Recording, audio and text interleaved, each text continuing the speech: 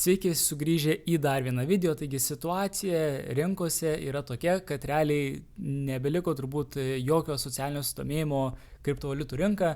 Visi tie kripto turistai, kurie buvo nusipirkę per šios mėnesius arba altcoinus arba bitcoiną greičiausiai išsipardavė arba tiesiog iškeliavo kažkur kitur, nes rinkos tiesiog važiavo į apačią.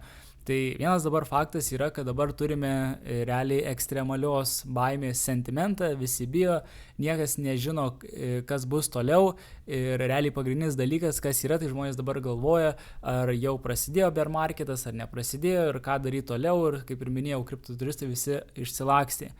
Taigi šiandien toliau apžvelgsime, kaip ir kiekvieną savaitę, visas svarbiausias naujienas, taigi žiūrėkite video šį nuo pradžios iki galo, spauskite subscribe, kad nieko nepraleiskite.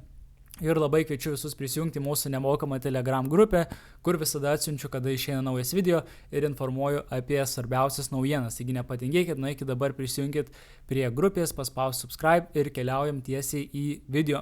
Bitcoinas toliau yra nukritęs ir praeitoje analizėje minėjau, kad jeigu mes norime įsivaizduoti, kaip galėtų atrodyti apačia bitcoino kritimo ir ar tai jau gali būti apačia prieš apsisukimą ir vėl kilimą atgal, tai mums reikėtų matyti kažką panašaus į štai tokį formatą, kada apačia formuojasi, vėl atsiranda nauja akumuliacija, žmonės iš naujo perka, kas jau reikėjo išsipardavė, dabar atsiranda ties šiom kainom, nauji pirkėjai, superka, kaina svyruoja ir tada po truputį pradeda judėti į viršų. Tai kol kas mes galbūt matome potencialias apačios dugno kainos užuomazgas, nes ar dugnas galėtų būti ties 80 000 tikrai galėtų būti einant į kitus metus, nes kiti metai irgi pagal ekonominės projekcijas turėtų būti gana neblogi. Nors yra, kaip ir minėjau, dvi stovyklos, vieni žmonės mano, kad viskas jau čia buvo viršus ir dabar prasidės bear marketas, bet kadangi nebuvo didelės euforijos į viršų, lygiai taip pat ir nebus didžiulio krešo, tai galbūt čia tiesiog yra toks kaip ir atsitraukimas prieš gerus 26 metus ir galbūt vėliau ir prasidės vėl bear marketas. Tai tiesa yra tokia, kad dabar niekas nežino, nes dauguma žmonių vadovausi 4 metų teorija ir ciklo teorija ir ta 4 metų ciklo teorija jau dabar sako, kad jau turėtų būti bear marketas ir bitcoinas tikrai labai smarkiai nuvažiavo į apačią.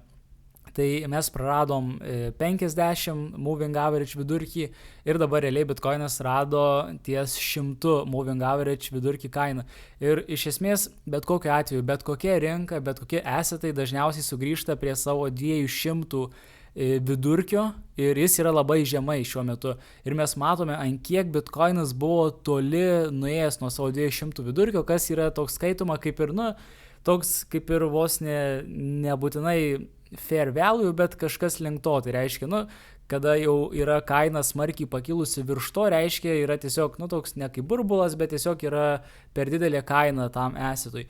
Tai realiai bet kas, kai nutolsta per toli nuo savo 200 vidurkių juostos, galiausiai grįžta arčiau ir tą dabar daro ir bitcoinas ir dabar radome supportą ties 100 EMA. Tai galbūt čia ir bus tas galutinis supportas, stebėsime kiekvienos savaitės grafikus ir žiūrėsime, ar tai galėtų būti tiesa.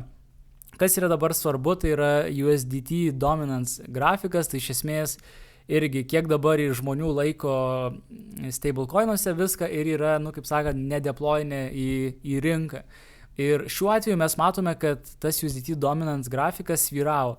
Tai reiškia, štai čia buvo didžiulis pinigų įplaukimas, tada buvo kažkoks įtraukimas, visi vėl subėgo atgal į stablecoinus ir reiškia, kainos labai krito.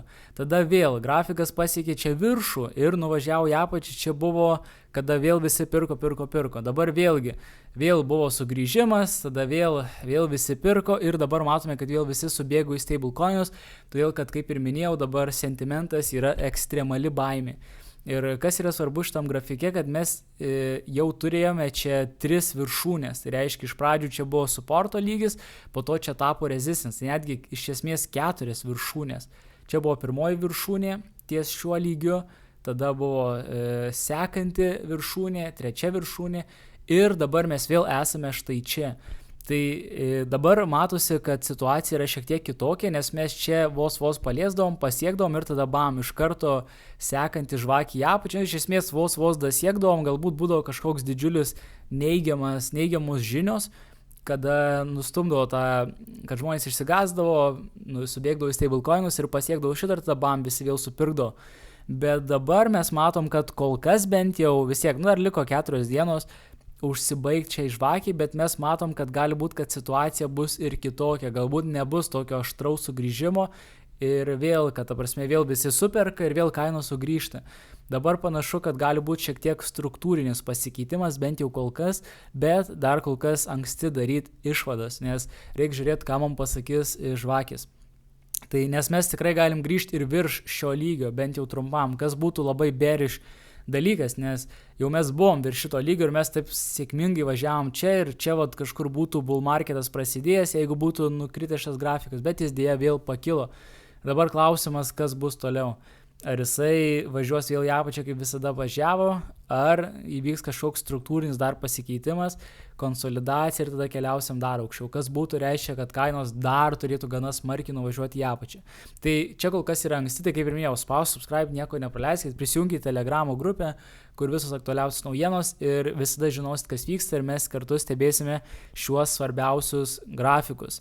Tai dabar taip pat ir doleris yra sustiprėjęs, kas irgi yra neigiamas dalykas. Iš esmės dabar daug neigiamų dalykų yra rinkoje ir dėl to rinka ir atrodo gana silpna.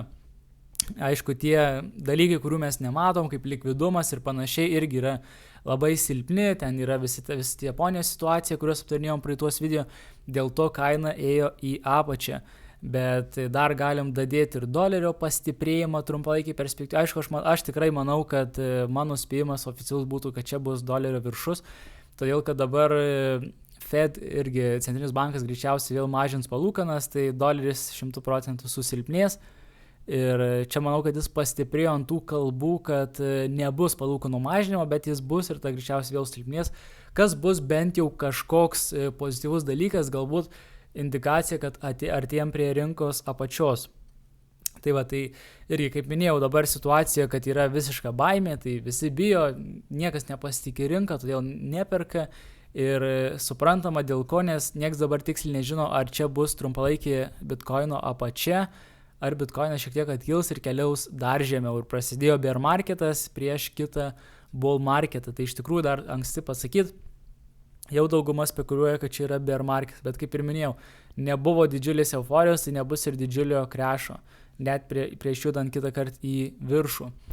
Tai va, einant žiūrint prie ETF-sų, tai irgi iš pradžių buvo tokia tikrai panika, o dabar matom, kad jau šiek tiek ta panika dings, aišku, dar yra, bet jau atsiranda ir supirkimai. Matome, kad BlackRock ir iš esmės jau iš kitų bankų irgi ateina jau pirkimai.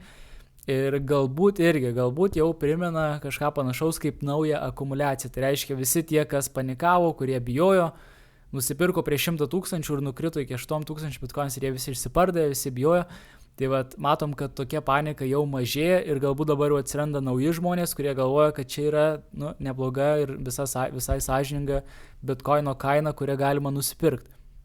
Tai va, tai su ETFs yra tokia situacija, kad pardavimo spaudimas tikrai smarkiai sumažėjo, bet vėlgi dar reikia šiek tiek informacijos pasižiūrėti, kokios bus toliau tendencijos. Tai irgi dabar manoma, kad bus palūkanų mažinimas gruodžio 10 dieną, kas irgi yra bullish dalykas, bet nestėjai taip, kad pamažina palūkanas ir viskas sugrįžta atgal į vėžes, todėl kad rinka, tai yra visa ekonomika, eina jau tikrai Amerikos ekonomika, kaip sakant, labai yra silpna. Darbų rinka yra irgi labai silpnėjanti, mes dabar turėjom tokį pakilimą, tai yra nedarbingumo procentas pakilo nuo 4,3 iki 4,4, tai atrodo gal nedaug, bet kai padarom štai tokį grafiką, atrodo gana baisiai, manau, centriniui bankui, nes jis matome, kad yra akivaizdžiai kylanti tendencija. Tai jeigu tokia tendencija laikysis ir kils dar daugiau, tai turėtų būti dar garantuotai palūkanų mažinimų. Nes manau, kad centrinis bankas jau vėluoja, nes mes matom, kad ta tendencija yra tikrai po truputį kylanti į viršų, nedarbingumas kyla ir visa informacija vėluoja, tai labai tikėtina, kad nedarbingumas dar po to užkils labai stipriai dar vėliau. Tai todėl dabar greičiausiai bus palūkanų mažinimas. Kaip ir minėjau, kad mažins palūkanas, tai nereiškia, kad dabar bitkoinas vėl sugrįš iki 105 000, nes viskas priklausys ir nuo ekonomikos, ir nuo GDP, ir nuo verslo ciklo ir panašiai. Dar svarbus dalykas, kurį norėjau pasakyti, tai kad nepamirštume apie vyriausybės shutdowną, kuris buvo, visi jau džiaugiasi, kad jis pasibaigė, bet iš tikrųjų tai ten buvo tiesiog priimtas sandoris, ne sandoris, bet toks susitarimas įstatymas, kad dar duot finansavimo vyriausybei, bet tik iki sausio 31 dienos, tai reiškia sausio mėnesį vėl atsiras tas nežinomumas, kas bus toliau. Ir vėl, jeigu demokratai negaus, ko nori, tai yra didžiulio finansavimo imigrantam, tai iš esmės tada vėl gali prasidėti kovos ir vėl gali užsidaryti vyriausybė, lygiai taip pat kaip jau buvo užsidarius, jeigu jie neišspręs prieš tai šito reikalo. Tai čia irgi toks dalykas, kuris dabar išsisprendė, bet rinkoje nieko nevyksta, jis po to vėl sugrįš ir vėl trukdys šiek tiek kainom. Tai va, tai maždaug tokia situacija rinkose, stebim naujienas, analizuojam, kas vyksta. Kol kas akivaizdžiai tikrai įvyko didžiuliai kainų nukritimai, didžiuliai sell-offai. Dabar stebėsime, diskutuosime, žiūrėsime, ar čia jau yra dugnas ir po truputį dėsime į apačią, ar dar laukia pavažiavimas į apačią ir kaip galėtų toliau atrodyti šis ciklas. Taigi nepraleiskite naujienų, spauskite subscribe, pasižiūrėkite linkus apačioje ir susitiksime kitame video.